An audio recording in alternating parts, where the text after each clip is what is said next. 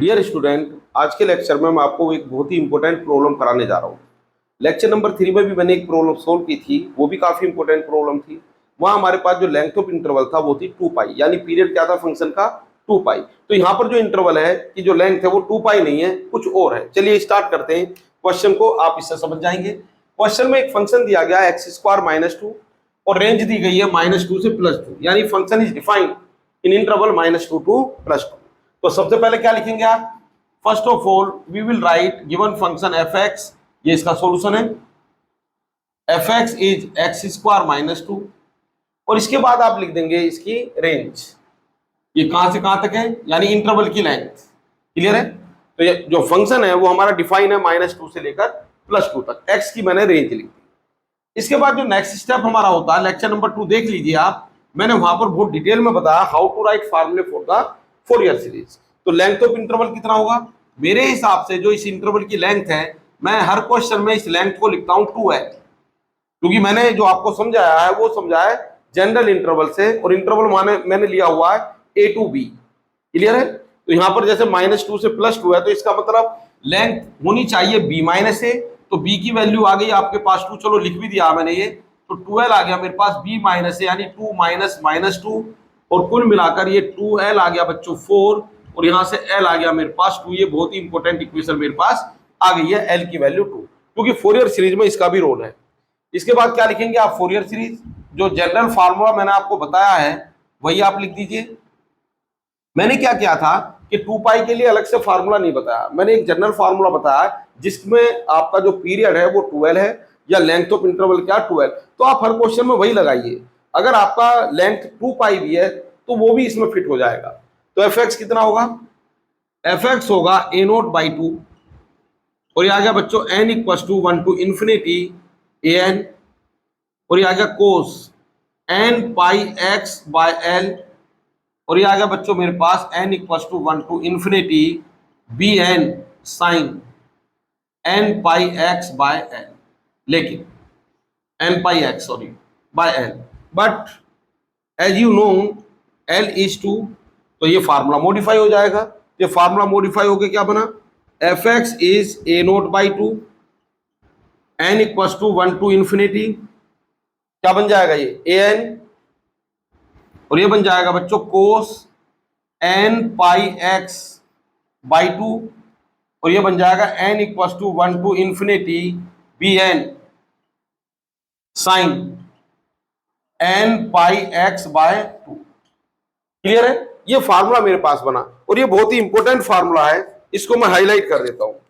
ये बहुत ही important formula मेरे पास है, इसको मैंने हाईलाइट कर दिया और इसको नाम दे दिया इक्वेशन नंबर 1। क्या नाम दिया मैंने इसको? Equation number 1। क्लियर है? अब इसके बाद क्या करूंगा मैं? इसके बाद मैं फाइंड करूंगा value of a0, value of an और वैल्यू ऑफ bn, और उनको इस इक्वेशन में पुट कर दूंगा, तो मेरे पास आ जाएगी ये फोरियर सीरीज।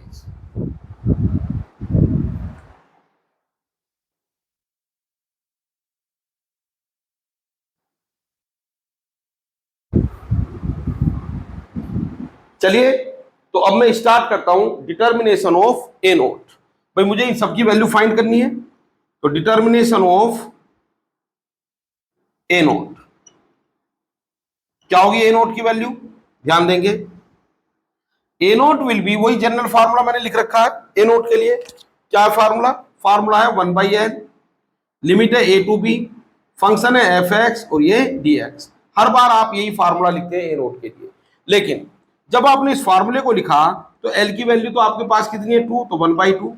a की वैल्यू क्या है? Function is defined in the range -2 to +2, यानी a की वैल्यू -2 और b की वैल्यू +2, और फंक्शन आ गया मेरे पास x² - 2 dx। अब देखिए यहां पर क्या करेंगे, ये बेसिकली अब इंटीग्रल की प्रॉब्लम है। तो अगर मान लीजिए फंक्शन आपका इवन ओड की प्रॉपर्टी को सेटिस्फाई करता हो तो आप उसके अकॉर्डिंग चलें। अगर फंक्शन आपका ब्रेकिंग फंक्शन है, अलग अलग इंटरवल में अलग अलग फंक्शन वैल्यू देता है, तो वो आप क्या करेंगे? डिफाइन करें। जैसे आप देखेंगे बुक में, तो आप देखेंगे कि डिसकंटिन्यूअस फंक्शन के लिए अलग से क्वेश्चन दिए गए, इवन ओड के अलग से क्वेश्चन दिए गए। तो आप सबको एक ही मान के चलिए, जैसी प्रॉब्लम है उस डायरेक्शन में आप मुड़ जाइए, क्योंकि अब आपको यहाँ पर लिमिट दी गई है -2 से +2, तो एक कायदा बनता है कि मुझे चेक कर लेना चाहिए कि ये फंक्शन इवन है या ओड। चेक कर लेता हूं। तो एफ एक्स कितना है, x² -2। मैंने यहाँ पर x को क्या लिखा, -x, क्योंकि इवन ओड फंक्शन की प्रॉपर्टी से क्वेश्चन आसान हो जाते हैं। अगर फंक्शन ओड है तो इंटीग्रल 0 ही हो जाएगा, लेकिन इस बात को आप हर जगह चेक नहीं करेंगे, वही चेक करेंगे जहां लिमिट आपके फेवर में, यानी -a टू +a टाइप की लिमिट है। तो ये बना बच्चों मेरे पास f -x = x² -2, जो कि fx के इक्वल आ गया। इसका मतलब ये फंक्शन तो हमारा क्या हो गया, इवन फंक्शन। और अगर इवन फंक्शन है तो इसका बहुत ज्यादा बेनिफिट तो आपको नहीं मिलेगा। हाँ, इतना जरूर होगा कि आपको लिमिट रखने में आसानी हो जाएगी, यानी इंटीग्रल तो आपको अभी भी करना है। तो एग्जाम में ये कुछ लिखने की जरूरत नहीं है, आप डायरेक्ट लिखें सिंस फंक्शन इज इवन। आप चेक कर लीजिए इसको रफ पर, और फंक्शन इवन है तो वो प्रॉपर्टी लिख दीजिए जो मैं अब लिखने जा रहा हूं। इवन फंक्शन की प्रॉपर्टी क्या कहती है, इवन फंक्शन की प्रॉपर्टी कहती है कि भी जो ए नोट है यहाँ पर, ये जो इंटीग्रल है ये 2 से मल्टीप्लाई हो जाएगा। चलिए कर दिया मैंने 2 से मल्टीप्लाई, तो अपॉन में 2 पहले से चल रहा है, और ये जो लोअर लिमिट है ये 0 बन जाएगी। और अब कर दीजिए आप इस फंक्शन का इंटीग्रल, तो क्या बनेगा इंटीग्रल, ये 2 से 2 तो कैंसिल, तो ये आ गया मेरे पास x³ - 2x, और लिमिट आ गई बच्चों यहाँ पर 0 से 2। थोड़ा सा और सोल्व कर लेता हूं, तो ये आ गया मेरे पास 1/3, ये तो बाहर ही लिख दो, और x की जगह आप क्या पुट करोगे 2, तो 2 की पावर 3, और ये लोअर लिमिट 0 -2, x की जगह 2 और फिर x की जगह 0। तो ये बड़ी आसानी से आप लिमिट रख सकते हो। ये आ गया 8/3 और ये आ गया -4, यानी ये आ गया बच्चों 8 - 12/3।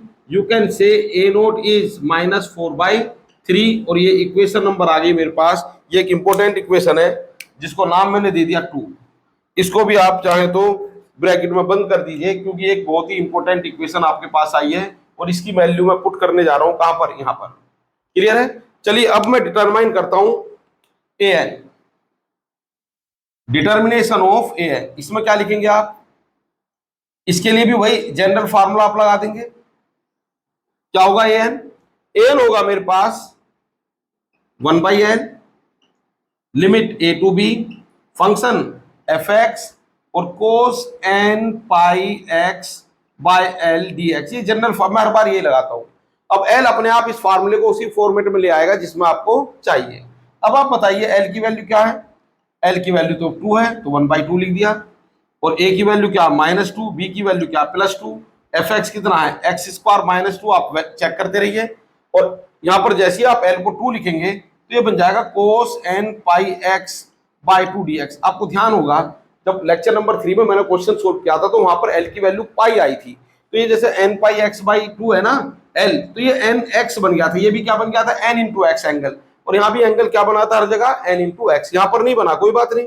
अब इसमें भी आप चेक कर लें इवन और फंक्शन की प्रॉपर्टी, बिल्कुल चेक करूंगा। तो ये जो फंक्शन है इसी को नाम दे दिया मैंने f। अच्छा f मत कहो, फाई कहो, कभी आप यहाँ कंफ्यूज हो जाए कि फंक्शन f तो ये है, कोई बात नहीं। मैंने इस फंक्शन का नाम क्या रख दिया इस बार, फाई। तो फाई कितना, x² - 2, और ये आ गया cos n pi x/2। x को क्या लिख देंगे आप, x को लिख देंगे -x, तो ये बना बच्चों -x का होल स्क्वायर -2, और ये बना cos, x की जगह -x लिखती -n पाई x/2 हो जाएगा। और जैसे ही आप इसको फर्दर चेक करेंगे तो आप देखेंगे ये आ गया x² -2, क्योंकि -x का होल स्क्वायर x² ही रहेगा, और cos - थीटा कितना होता है, cos थीटा, तो आ गया n पाई x/2।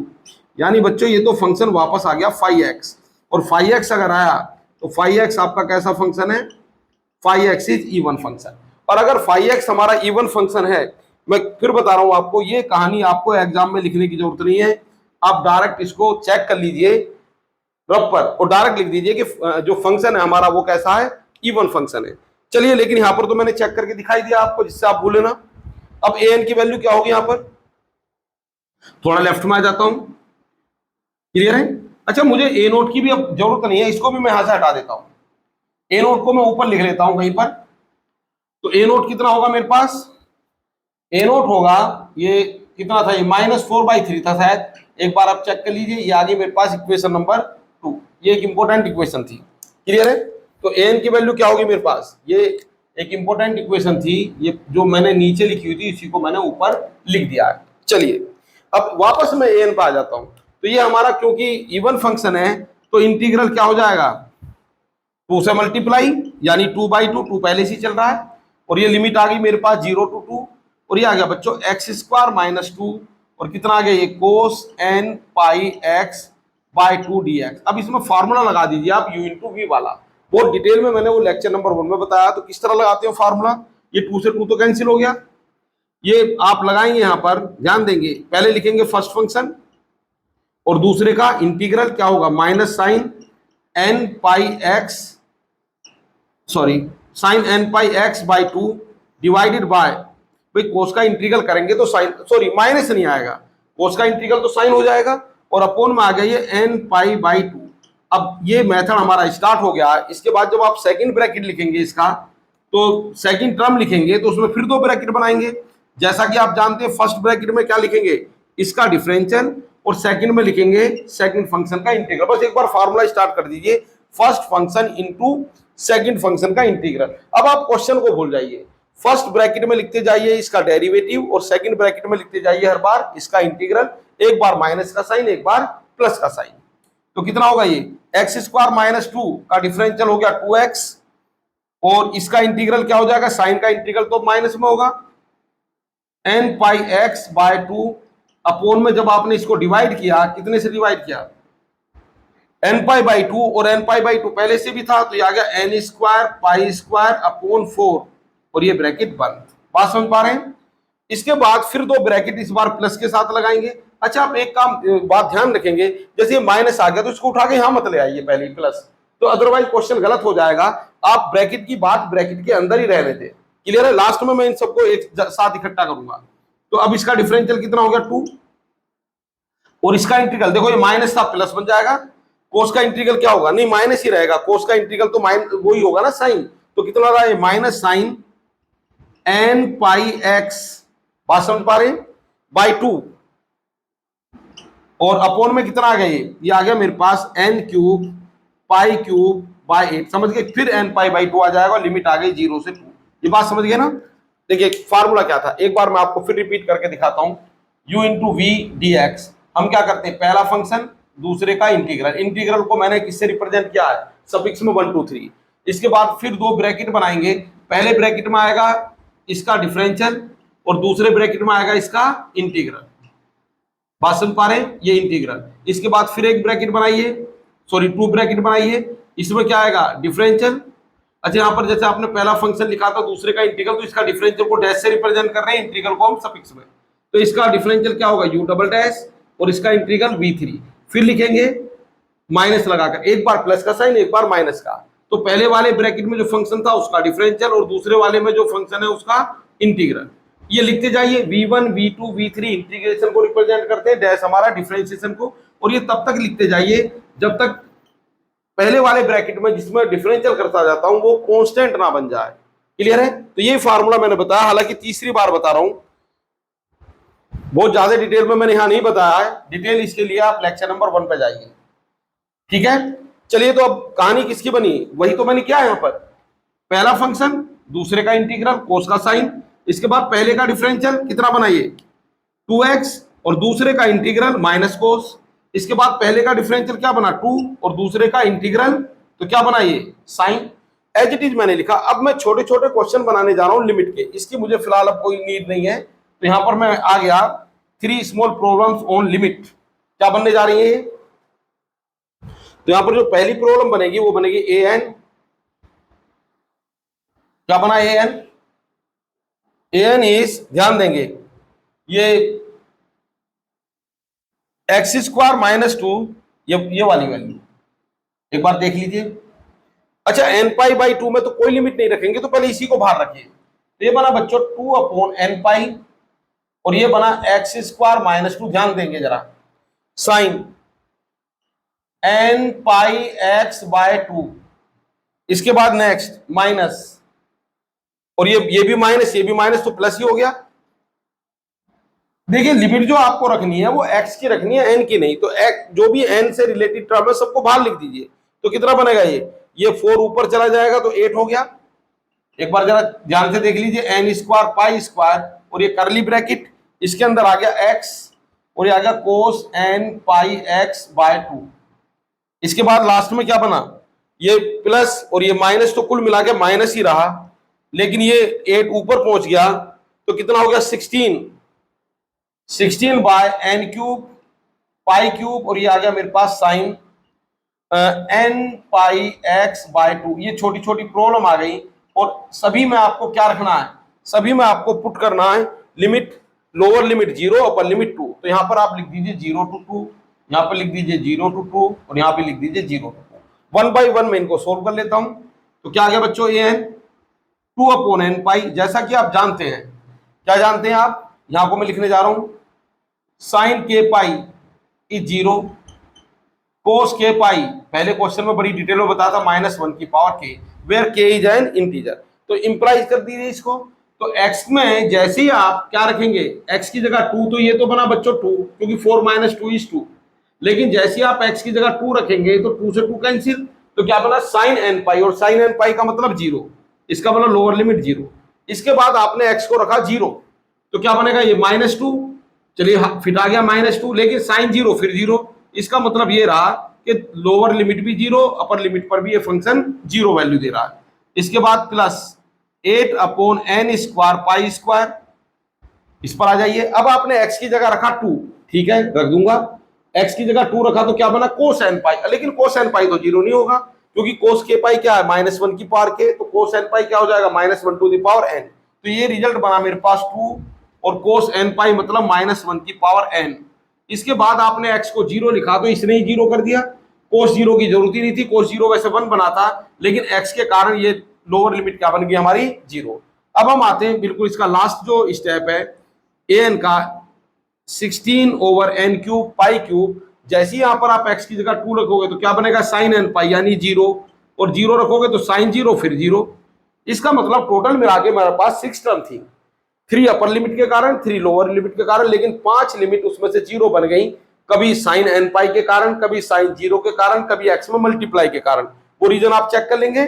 तो an मेरे पास आ गया बच्चों, यही बचा बस, इसको लिख दीजिए 16। बात समझ पा रहे हैं? तो ये क्या बचा मेरे पास, बल्कि ये का ये तो 0 ही हो गया ना, ये तो सॉरी ये जो कोफिशिएंट था ये तो इसका था, तो ये सेकंड टर्म बची सिर्फ मेरे पास बच्चों। तो क्या बचा, ये 8 2 जा 16 upon n square pi square, और क्या बचा ये -1 की पावर n। चलो यही को लिख देता हूं।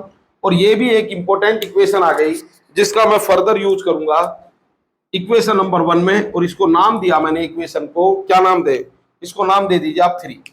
चलिए मुझे इसकी भी कोई जरूरत फिलहाल नहीं है, इसको भी ऊपर सेट कर देता हूं, क्योंकि अभी मुझे bn निकालना है। तो ये वैल्यू आ गई 16 -1 की पावर n, थोड़ा ठीक से लिख देता हूं, अपॉन n स्क्वायर, और कितना है बच्चों ये पाई स्क्वायर।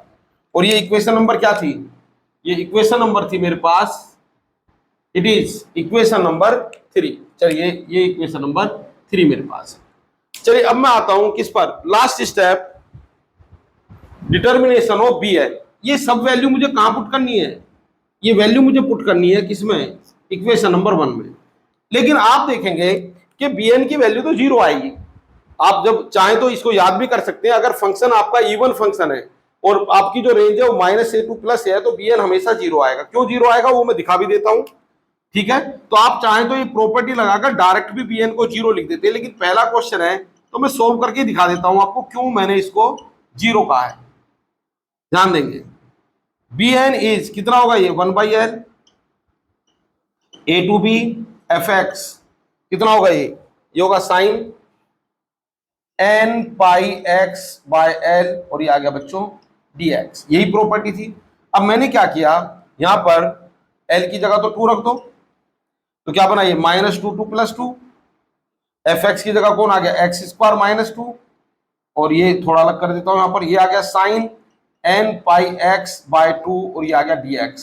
अब ध्यान देंगे, जब लिमिट मेरे फेवर में है -a2 + a टाइप की लिमिट, तो मैं इसको चेक कर लूं ये फंक्शन इवन है और, चलिए मैंने इसका नाम रख दिया क्या, फाई x।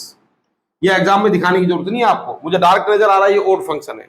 तो कितना है ये x² -2 साइन, लेकिन मैं यहां पर चेक करके दिखा देता हूं आपको, x की जगह क्या पुट किया आपने -x, तो कितना बनेगा ये -x² -2, और ये बना साइन, ध्यान देंगे ये बना साइन, x की जगह माइनस एक्स लिखोगे तो एंगल बन जाएगा n pi x with negative sine divided by 2। थोड़ा इधर ले लेता हूं मैं इस फंक्शन को, फिर तो क्या बनेगा ये, चलो राइट में लिख देता हूं, जगह तो है मेरे पास। तो क्या बना ये फंक्शन, ये इसी की कहानी चल रही है, इसी फंक्शन की, ठीक है। तो ये क्या बना मेरे पास, ये बना 5 minus x is x square minus 2, और ये आ गया बच्चों minus sine n pi x by 2, क्योंकि आप जानते हैं sine minus theta is minus sine theta, इसका मतलब 5 माइनस एक्स, ये आ गया minus x square minus 2 sine n pi x by 2। Function ने अपनी वैल्यू को रिपीट तो किया, फंक्शन ने अपनी वैल्यू को रिपीट तो किया, लेकिन क्या आ गया, साथ में एक माइनस ले आया, और ये तो ओड फंक्शन की प्रॉपर्टी है। इसका मतलब ये रहा कि ये जो मेरे पास 5x है, जिसका मैं इंटीग्रल करना चाहता हूं bn फाइंड करने के लिए, वो एक ओड फंक्शन है। कैसा फंक्शन है, ओड। और मैंने आपको बताया ये कहानी आपको एग्जाम में लिखने की जरूरत नहीं है, आप क्या करेंगे, इसको रफ पे लिखिए, चेक कर लीजिए, अगर आपको पता तो डायरेक्टली लिख दीजिए कि भाई ये जो फंक्शन है इट इज ओड फंक्शन। तो bn क्या बना, अगर ओड फंक्शन है, अब इसके बाद आपको इसका जबरदस्त फायदा नजर आएगा। तो अगर फंक्शन ओड है तो bn कितना हो गया, 0। आप जानते हैं ना, अगर मान लीजिए हमारे पास minus a two plus a f x है, तो ये बन जाएगा twice of 0 two a f x d x. Integral तो करना पड़ा, थोड़ा लिमिट रखने में आसानी हो जाएगी, कब, जब फंक्शन हमारा कैसा है, इवन। क्लियर है। और ये फार्मूला आपको बताया था मैंने फर्स्ट लेक्चर में, minus a two plus a f x d x, हालांकि 12th के फार्मूले। क्लियर है, ये 0 बन जाएगा, इंटीग्रल करने की जरूरत ही नहीं पड़ेगी अगर एफ एक्स आपका कितना ओड, अगर आप सोल्व करेंगे तो 0 आएगा आंसर। तो bn कितना आ गया बच्चों, 0, और इसको नाम दे दिया मैंने 4। अब लास्ट स्टेप हमारा ये रहा, a नोट आ गया, an आ गया, bn। तो मुझे तो ये लगता है कि प्रॉब्लम बेसिकली इंटीग्रल की है। फोरियर सीरीज तो यहीं पर खत्म हो गया था जब आपने इक्वेशन नंबर 1 लिखी थी। इसके बाद तो आपको 3 प्रॉब्लम सोल्व करनी है, किसकी, इंटीग्रल की। चलिए इन वैल्यू को पुट कर देता हूं, putting value of a note an bn in equation number 1, इसको इक्वेशन नंबर 1 में पुट कर दीजिए। पुटिंग वैल्यूज ऑफ, मैंने क्या कहा था, लिखने में बिल्कुल भी कंजूसी ना करें। Putting values of a naught a n and b n in equation number, किस इक्वेशन में पुट कर देंगे इसको, इन इक्वेशन नंबर 1 में पुट कर दीजिए। क्या बनी इक्वेशन नंबर 1 में पुट करने के बाद, ये एफ एक्स मेरे पास बना ए नोट बाई 2। चाहो तो एफ एक्स की जगह क्या लिख सकते हो, एक्स स्क्वायर माइनस 2। तो ए नोट, तो ये तो 1/2 भाई, ए नोट था मेरे पास -4/3 मैंने लिखा हुआ है ये। इसके बाद n equal to 1 to infinity an कितना है, ये भी लिखा हुआ 16 माइनस 1 की power n upon n square pi square. Clear है। और साथ में आ गया कोस n पाई x बाय 2, और ये आ गया मेरे पास 0, क्योंकि bn आपका क्या है यहाँ पर 0। पहले क्वेश्चन जो किया था थर्ड लेक्चर में उसमें भी 0 आया था बाई चांस। अब आप चाहो तो इसमें कुछ टर्म एक्सपेंड करके भी लिख सकते हो, किस तरह, ये आ गया -2/3, और यहां से 16 को कॉमन ले लो, पाई स्क्वायर को कॉमन ले लो, तो ये बना 16 अपॉन पाई स्क्वायर, और ये बना n equal to 1 to infinity, और बच्चों ये आ गया -1 की power n upon n square, और कितना आएगा ये cos n pi x by 2। तो यही मेरे पास रिजल्ट है। आप चाहें तो एक काम और कर सकते हैं, क्या कर सकते हैं, आप n को वेरिएशन दे दें, n को 1 लिखेंगे तो पहली टर्म आ जाएगी -1 upon 1 square cos pi x by 2, plus n को 2 लिख दें तो -1 की पावर 2 यानी 1 अपॉन 2 स्क्वायर, क्योंकि n को 2 लिखेंगे तो आ जाएगा कोस 2 पाई x बाई 2 यानी कोस पाई x। इसी तरह n इक्वल टू 3 के लिए, 4 के लिए आप चाहें तो 3 और 4 टर्म्स यहाँ पर लिख सकते हैं। क्वेश्चन को ध्यान से देख लीजिए, क्वेश्चन आपको समझ में आ ही गया होगा। अगर क्वेश्चन नहीं समझ पाए आप अभी भी, तो आप लेक्चर नंबर 2 पे जाइए, पहले सीखिए हाउ टू राइट फार्मूले इन डिफरेंट इंटरवल। क्लियर है। और इंटीग्रल कैसे किया उसके लिए आप लेक्चर नंबर 1 पे जाइए, वहां लास्ट में मैंने इंटीग्रल करना आपको सिखाया है। पूरी फोरियर सीरीज में एक ही टाइप का इंटीग्रल है, u इंटू वी टाइप का। क्लियर है। 90% क्वेश्चन इसी से होने, तो ये इंटीग्रल आप सीख लीजिए, लेक्चर आपको समझ में आ जाएगा। अगर आपको लग रहा है कि मुझे कुछ और क्वेश्चन करने की जरूरत है तो कमेंट बॉक्स में लिख दीजिए, कोई प्रॉब्लम है तो उसके लिए भी आप कमेंट बॉक्स में लिख सकते हैं। Thank you very much.